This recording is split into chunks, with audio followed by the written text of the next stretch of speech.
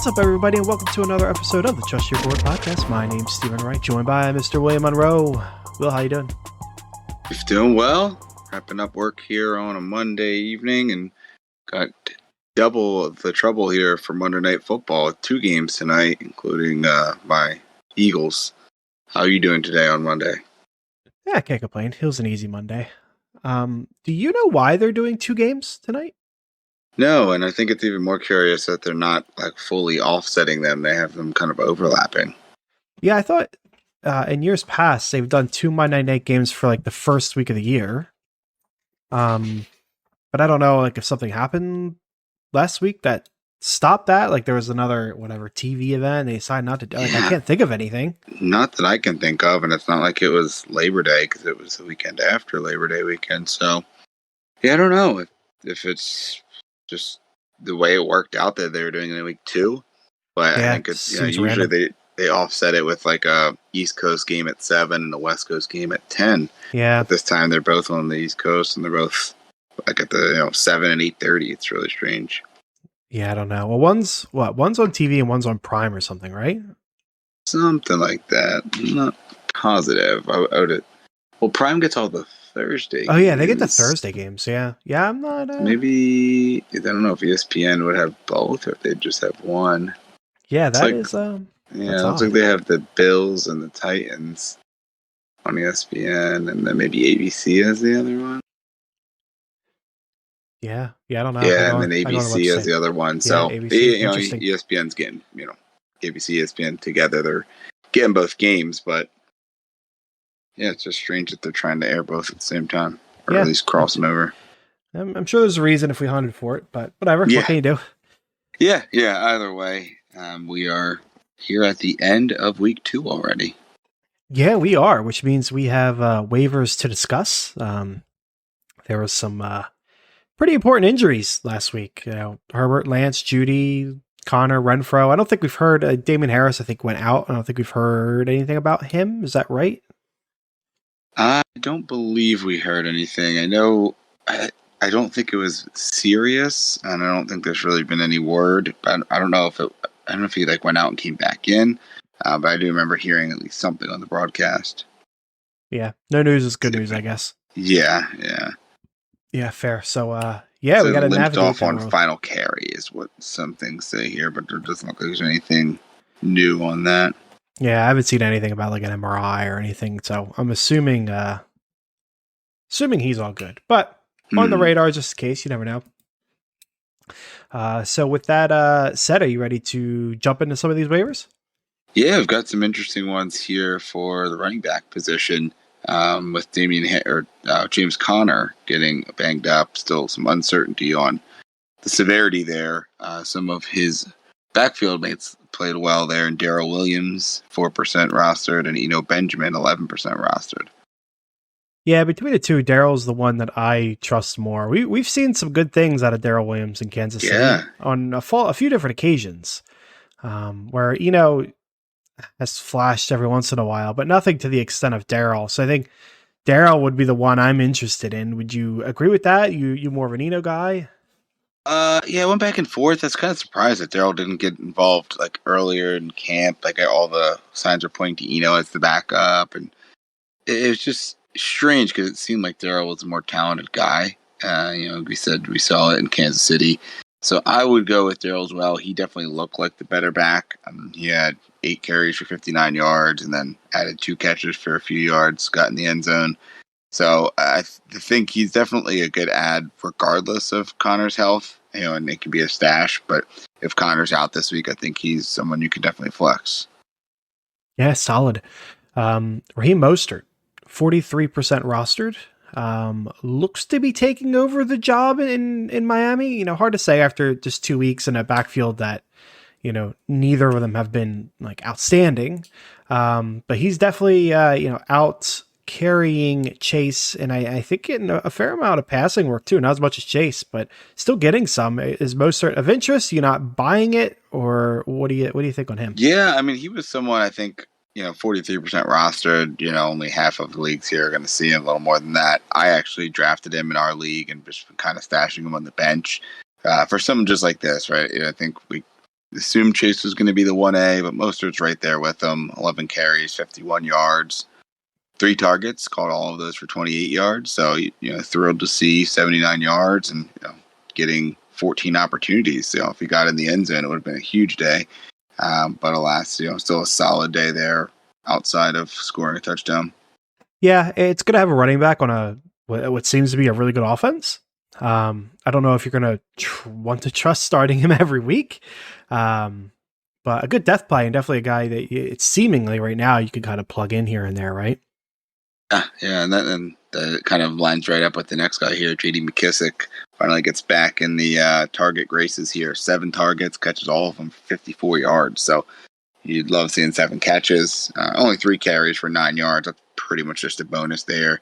And this is someone I think, like your team where you had the 0 RB approach. You want to get these guys that are just going to get a ton of pass catching until you can hit on, another running back off the waivers. So is this someone you may be looking at in our league here where you went a little more 0 RB? Maybe. I mean, I drafted him and I've dropped him, and I still don't really trust him. Like, he got a lot of targets, but the game script was heavily in his favor this one. Where the Washington defense doesn't seem to be great, but I'm assuming they're not going to be down like 21-0, every week. And the week prior, his usage was terrible. So, 2 different stories in 2 different weeks. I don't know what to make of it. I would imagine he'll fall into kind of his normal role of, decent pass catching. And, some weeks that's good enough to be worthy of a start. And sometimes not. It might not be predictable enough to really want to rely on him. So I don't plan on picking him back up, I don't think. But maybe. Maybe. Yeah. I'd have to take a look. I have a roster spot, I think. But he's someone I think you're going to get the same usage from, kind of regardless of how the backfield works. He's worked in the past game versus the next guy here, Jamal Williams, 58% rostered. He's someone that I think you're stashing, and you're probably not going to want to play him unless DeAndre Swift misses. And then you think you might be able to get, big red zone opportunities with him getting, not splitting them, getting the most of them. And maybe even seeing an uptick in carries. Any interest in Jamal Williams there? He's not bad depth. If I'm looking at my bye weeks and, I really don't have a lot of depth, I'd be okay plugging him in and hoping, he gets his normal workload and happens to get a touchdown. I think that's more likely with him than, say, the next 2 people on the list. But with that said, almost 60% rostered. Like, he's just barely under our threshold for talking about it all. He's going to be kind of hard to find. So, he's not bad depth. Yeah, and then that brings us to 2 rookies here. Ty Davis Price, 8% rostered for San Francisco. Tyler Algier, 14% rostered for Atlanta. Any interest in either of them? Any, one stick out more than the other? Yeah, I don't know. I guess Algier, because of the injury in front of him with Damian. He saw some work. Tyrion Davis Price really didn't do anything at all until the end of the game. Did Mason play? I hadn't been able to find a ton on him. Did he see the field at all as well for San Francisco? I don't remember hearing his name, but I will take a look at that real quick. Yeah, this is interesting. When you look at the Algier side, he actually had 10 carries and matched Patterson's carry count.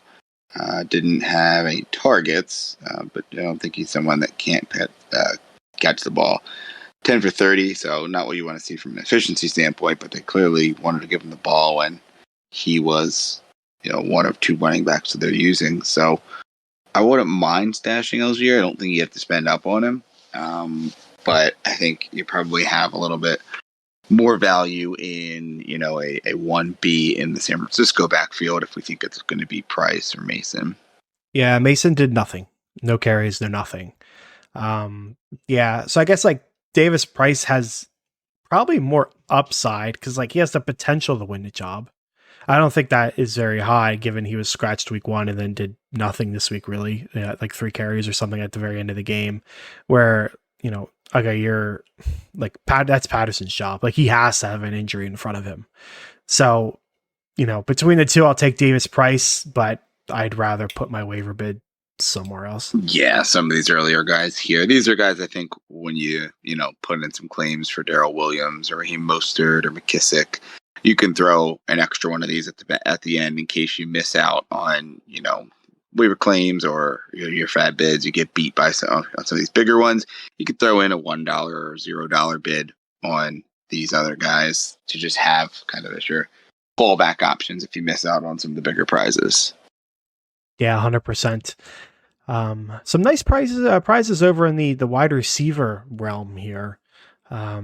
Two guys right off the bat here, Will, that have had two good back-to-back weeks with very low rostership. Noah Brown and Greg Dortch. Are you liking both of them? You liking one more than the other? What do you think there? I think probably Noah Brown more than Dortch. I mean, it's not a great offense for Dallas right now, although they did get the win there against Cincinnati. But he looks pretty clear in a way. The wide receiver 2 right now. And we'll see what happens when Gallup gets back, if Tolbert comes along. But I think there's a better chance that he can kind of keep that role, especially with, I believe I saw tight end Schultz injured his PCL, which I'm not sure exactly where in your knee that one is. But if he's out for a little bit, or even just hampered, there's going to be targets to go around. Whereas I think as people start getting healthier and coming off a suspension in Arizona, a very good likelihood that George kind of continues to see this, his ability or opportunity evaporate a little more. Yeah, agreed. I would probably, George is a good short-term guy. Eventually Hopkins will come back and, I'd imagine it'll all disappear for him at that point. Noah Brown's it's kind of hard to trust that offense as a whole. I mean, like you said, Schultz, I imagine at least a couple weeks. It's kind of hard to trust Cooper Rush. But, in theory, someone's got to catch the ball. So I don't know. I probably go George because I like the offense more and more upside, even though it's short term. But Noah Brown's pretty solid too. And I like him more than a bunch of the other options we have listed here. Yeah, Perriman's interesting, I think, for like the very short term because Mike Evans being suspended. Who knows who else is going to be healthy next week? So against Green Bay, for sure, Perriman could be very, very necessary. Watson scored a touchdown, but not thrilled for there in Kansas City. And Josh Reynolds, 0% rostered. It definitely just looks like he has a connection there with Goff.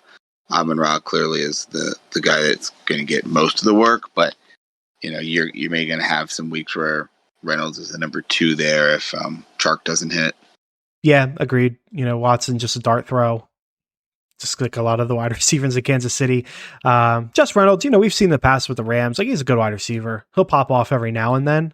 But to expect any sort of consistency out of him is probably not a good idea.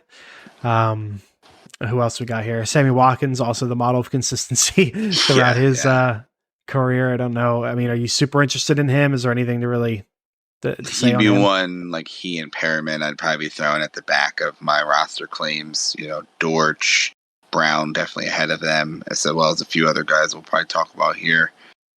Palmer, one that got his days saved there at the end, but still like got a lot of work and usage. So depending on Keenan Allen's availability, Palmer could be another good spot start against Jacksonville this week. Yeah, agreed. That was a worrisome week. But like you said, the work was there, so that's good to see. Yeah, and obviously, coming away with a late touchdown really saved his day. He only had like 3 for 20-some, but 8 targets. So he's definitely involved, and you'd imagine on better weeks he's going to be catching more than half of his targets. Yeah, 100%. Looking at the Patriots, Jacoby Myers, only rostered in 35% leagues. That's kind of surprising. Pretty cool for him. He's never gonna be like the sexiest name, but he is just a very consistent guy. 13 targets, so you love that. 9 catches, 95 yards. Nelson Aguilar also had a big game for them. Any interest in either of them? Myers for sure. He seems like a solid guy you could throw in your flex week in, week out and be fine. Aguilar, no. He's your typical, he could catch a bomb any given week, maybe get you a 50-yard touchdown. Cool. but he can also get you absolutely nothing. So I'm not super interested in Aguilar. Would you agree with both of those? Yeah, Aguilar's your boom bust guy. I mean, 6 targets was solid. I mean, he had 5 the first week. Lost a fumble, so that hurt him. But 6 targets for 100, caught all of them, 110 and a touchdown. Probably not going to get that all the time, but that's your boomer bust guy there. And yeah, I mean, it's tough because you really don't want anyone in the passing offense there. I tend to just think maybe I'd want the boom guy in Aguilar. Yeah, I just feel like you're constantly going to be, debating Jacoby Myers or a boom guy on another team, right?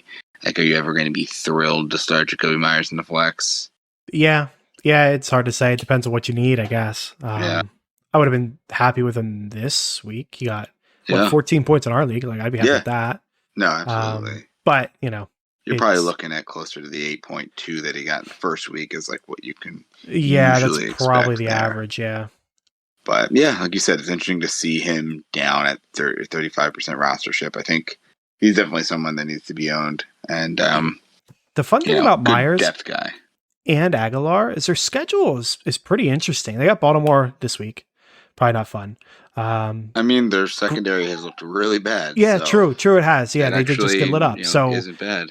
that might be good. Yeah. Green Bay, Detroit, Chicago, the Jets, Indy, Jets again, Minnesota. There's Buffalo in there. Arizona's in there. Mm-hmm. So, I mean, he's got a lot of opportunity with some weaker matchups, both of them. So that could be interesting long term. We're looking, season long. Yeah. Another two interesting options here for the Jets. Corey Davis had a pretty good game, only 14% rostered. And then even better than him, Garrett Wilson had a huge game, rookie, having a big game here in his just his second week in the NFL. Yeah, I think we had both of these on last week's too. I think my opinion hasn't changed in that, like, I'd rather have Garrett Wilson. He's the young, exciting one with upside. Yeah. Reliability for both of them, I think, is going to be tough because you can't. A, Flacco's not going to be the starting quarterback forever, and B, I can't see him throwing 50, passes a game. Yeah, I forever think I saw someone either. say he had like over 100 total passes on the year already in 2 weeks. That's crazy. Yeah, that's a lot to ask for. Yeah, so Joe consistent. Flacco. Both of them scream like somebody you're going to put in your lineup this week and then get burned. But the volume could be there. Wilson's one I would definitely want to throw on the bench though, because there's every year you have a young receiver that just shows that they can do it here in the NFL, and maybe it's not every single week, but he'd be a really good depth guy to have, especially if he turns out to be the top receiver in the draft. We always see that year in and year out, one or two of those guys fantasy relevant here even in year one. Yeah, he's sitting on my bench. So, yep. Yeah, pretty solid. Another rookie, Jahan Dotson here. Yeah, got himself another touchdown. I don't think he did much other than that. Is that right? Yeah, I want to say his targets haven't been huge. 5 targets this time, up from 3 last week. 4 catches, 59 yards, touchdown, and a 2-point conversion. So, on the year, 16.5 and 15.9. So, definitely looks good. Definitely is being utilized in the offense. We were talking about it earlier. I already had people reaching out in a dynasty league about him, and is this maybe part of the high water mark for him? Or is this like we're talking about possibly Garrett Wilson? This is like one of those top receivers in the rookies that just look like they can play here in the NFL and they can jump right in. Yeah, for sure. He's a tough one to trust because it comes out of touchdowns, but the Washington offense is looking pretty good from a fantasy standpoint. Yeah, so far. So we'll see. I mean, the Eagles did not play good in week 1. Dallas, their defense has been up and down, so that's their next 2 weeks as well. So he could be in line to keep going. Yeah. Final 2, Sterling Shepard, Nico Collins. Interested in either one of those? Not particularly. Nico, I didn't realize, but he had pretty decent game. Let's see if I can pull him up here again. Only 9 targets, 4 catches for 58 yards, but 9 targets. Good to see him involved. I think it's really him, and more that are behind Brandon Cooks on the receiver depth chart. So it's not like he has a ton of competition now, to be the number 2 there. Yeah, agreed. They're not that bad Yeah. depth pieces there. And I believe Shepard also had quite a few targets as well. Not a ton of output, but he did get the volume. Yeah, that's fair. Taking a look at tight ends, I'm not sure if there's anything more to say at Everett that we didn't say last week. His rostership's really high, 57%, but he looks good and he's part of a high-powered offense. You're still good with him, I assume, right?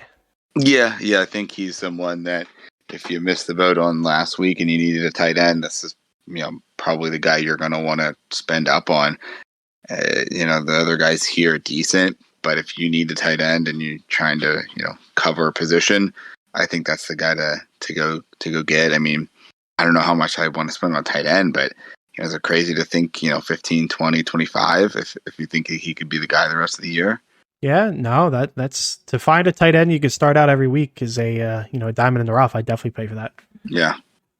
Of the other ones here, I'm just curious if there's one or two that really stick out to you. We got Logan Thomas here, rostered at 14%, Ty Conklin at 3%, Ingram at 21%, Gesicki at 27%. So pretty widespread availability. Any of them you liking? Yeah, I'd say 2 that are interesting. Gesicki, just because the offense looked great 2 weeks in a row. Is that going to continue? I think probably most people think it's going to come back down to earth. But if they do continue to go off like that, 2 incredible receivers, Gesicki is, eventually at some point going to be the option that they're going to have to go to because teams are going to try to shut down either Hill, Waddle, or both, and you're going to probably have some really good matchups for Gesicki, especially if they're going to keep putting up points. So Gesicki would be interesting, and then low rostership one would be Conklin because most of the CJ Uzomah injury helps out Conklin a little bit, and he clearly had the bulk of the tight end targets because of that injury to his teammate at the same position. Yeah, that's fair. I'm definitely with you on Conklin. I think Logan Thomas is the other one I'm interested in. 2 good weeks in a row. I mean, this week largely because he just got a touchdown. But kind of like the Doxson talk, the offense looks good for fantasy, so I'm pretty good with that. Ingram, I don't know what the upside is, and Gesicki's got the upside, but his floor is non-existent, as we've seen in week 1, where he was whatever. I think like under a point in most leagues or around a point, so that's a tough one. So yeah, I'd go with Thomas and Conklin there. Looking at our streaming positions, if you were a Herbert owner and he misses a week, or you had Trey Lance. We got 4 options here. Will, tell me who you like. You can have Jimmy G, resurgent Jimmy G, against 4% rostered at Denver. Wentz, 52% rostered versus Philly, revenge game. Jameis Winston, 49% rostered at Carolina, and Mariota, 11% at Seattle. Yeah, I think I'd probably go in that order. Garoppolo clearly is the best offense of the group there, and he's been good whenever he's been in action. Maybe not great, and it's partially maybe why he lost his job, but for the most part, he's been very, very good. So Garoppolo would be the preference there. Wentz against the Eagles could go really well or really poorly. So we'll see how that goes. It's home for Washington, so I think that helps them out. Being his first game against the Eagles is at home, but the Eagles defense is a lot on paper. They didn't look great in Detroit. We'll see how they look against a very good offense in Minnesota tonight.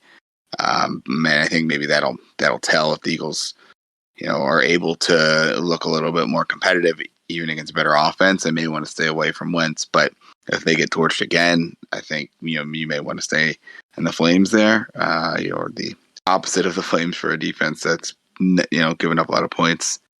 But I'd probably stay away from the other 2. Winston, with back injury, is a little scary, and Mariota, that offense is just pretty meh. And then Seattle's defense has been surprisingly tougher than I think a lot of people thought. And another game at home, it's just a tough place to play. Yeah, I'm with you. I'm not starting Winston or Mariota. I would prefer Wentz. She's been really good for fantasy so far, and we'll see about Philly this week. They got beat up last week. So that's always a good sign. And, Detroit can beat up on Philly. I'm assuming Washington can. Jimmy G's solid, but you just don't know what you're going to get out of him. You know, Hmm. they'll win whatever 40-0, and he'll somehow only end up with like 12 fantasy points. Um, but he's a solid streaming option, especially this week against Denver, who's all out of sorts. But I got Wentz, and I'll be rolling him out again this week. And then finally, Will, defenses. We have the Saints 60% rostered going up against Carolina. In Carolina, Cowboys 42% rostered at home. Actually, no, I think that one is on the road in New York because Cowboys were home the first 2 weeks. We do have the Eagles, aforementioned, against the Redskins on the road, and then Seattle at home versus Atlanta. Yeah, I mean, I think the rostership tells the story. Like I'll go with the Saints against Carolina. Like Carolina offense doesn't look like anything special. But at 60% rostered, that's going to be tough to get. Second would be the Cowboys, 42%. Giants offense looks terrible. Yeah, They it's have, Barkley or bust. yeah, I mean, they've managed to get to 2-0, but not looking too good. Of the other two, like the lesser owned ones, I will probably take. I guess I think I'd take Seattle. Like part of me thinks I should take the Eagles and just hope for some Wentz meltdown, but I don't think Wentz melts down and throws like a ton of interceptions too often. But so I'll stick with the Seahawks, I guess. How about you? What do you think?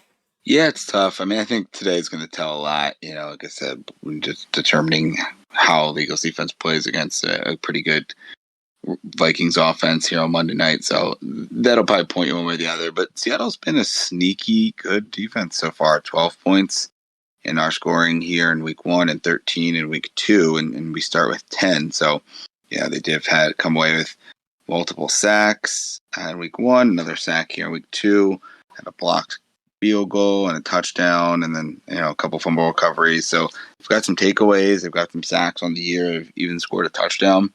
And that's been against two offenses that, I think have more talent than Atlanta. Maybe they're not playing well right now overall, but they've definitely got some talent.